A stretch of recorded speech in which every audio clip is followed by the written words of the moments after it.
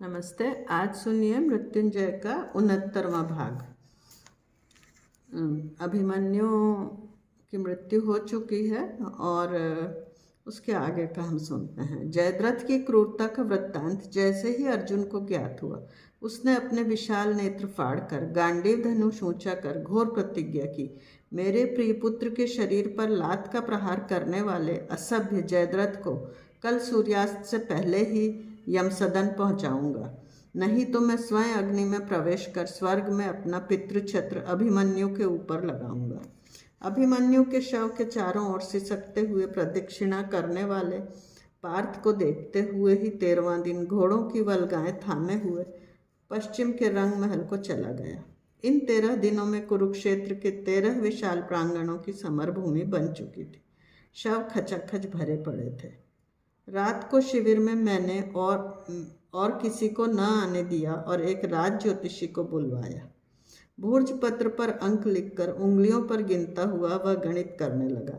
आधी रात होने पर उसने अपना सिर ऊपर उठाया, कानों पर सरकती हुई कंटोपी को संवारता हुआ वह बोला, यादवराज, कल अमावस्या को खग्रास सूर्य ग्रहण है, तीसरे प्रहर के बाद।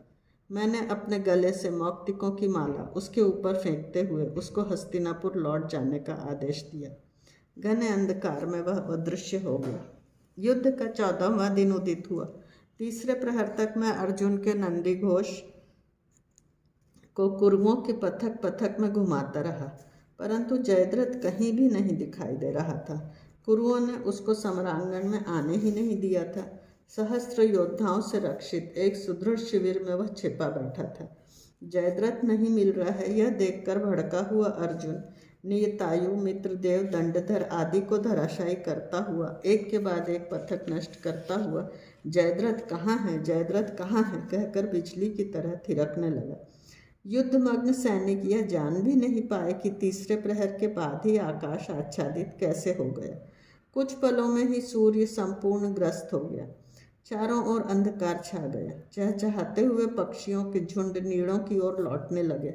मंजीरे कर्कश स्वर में किर्र किर्र करने लगे। कुरुक्षेत्र के आसपास सैकड़ों मशालें जल उठी। सबने समझा कि दिन ढल गया। अर्जुन की प्रतिज्ञा भंग हो गई। उसके लिए चिता रची गई। वह सबको अच्छी तरह दिखाई दे, इसलिए कुरुओं और पांडवों के शिविरों के मध्य रिक्त प्रशस्त स्थान पर वह बनाई गई। भ्रांतचित्त लज्जित अर्जुन ने मुझे, युधिष्ठिर को और भीम को, अपनी वृद्ध माता को अश्रुपूर्ण नेत्रों से वंदन किया और आज उसके ही साथ उसके गांडीव का पराक्रम भी समाप्त हो गया। यह सोचकर उसको तरकश के साथ शरीर पर ही धारण किए हुए वह 8 हाथ ऊंची उस भव्य चिता पर अपमानित नतमस्तक होकर अग्नि प्रवेश के लिए चढ़ा। हाथ जोड़कर उसने नेत्र बंद कर लिए। ओम भूर्भुवः स्वाहा तत्सवितुर गायत्री का धैर्यपूर्ण मंत्र धीरे धीरे बोलता हुआ वह मृत्यु के लिए सन्नद्ध हो गया। एक सेवक ने कांपते हाथों से मशाल की लौ चिता में लगाई। आसपास कहीं जयद्रथ दिखाई दे रहा है क्या, यह मैं देख ही रहा था। उत्तरीय का छोर स्त्रियों की तरह मुख के चारों ओर लपेटे हुए वह दुर्योधन के पीछे खड़ा था। अर्जुन का अग्नि प्रवेश देखकर वह अपनी क्रूर आंखों को शांत करने आया था। एकदम से सूर्य ग्रहण मुक्त हुआ। फूटे हुए घड़े से जैसे जल की धाराएं गिरने लगती हैं, वैसे ही कई किरणें एक साथ बाहर निकली। मशालों पर हंसते हुए सूर्यदेव पश्चिम क्षितिज पर खड़े हो गए। पक्षी कोलाहल करते हुए फिर नीड़ छोड़कर चल दिए। मंजेरी के कर्कश ध्वनि शांत हो गई। पार्थ, वह देखो सूर्य और वह रहा जयद्रथ। मैंने उंगली सूर्य की ओर की, फिर जयद्रथ की ओर। जिस स्थान पर वह छिपा था वह स्थान उसे दिखाया। मेरी उंगली का अग्र अचूक पकड़कर शब्द भेद करने में पारंगत अर्जुन ने क्षण भर में ही हाथ में पकड़े हुए गांडीव से जिह्व बाण मारा। बाण सर्प गति से चलता हुआ मध्यस्थ सबको बचाता हुआ ठीक जयद्रथ के ही कंठ को भेद गया। क्या हो गया और कैसे हो गया, यह स्वयं अर्जुन भी नहीं जान सका था। अर्जुन के लिए रची गई उस भव्य चिता पर जयद्रथ के शव को जलता हुआ देखते ही 14वां दिन सूर्य ग्रहण को चकमा देकर अस्त हो रहा था। अब युद्ध में क्या होगा यह कोई नहीं बता सकता था।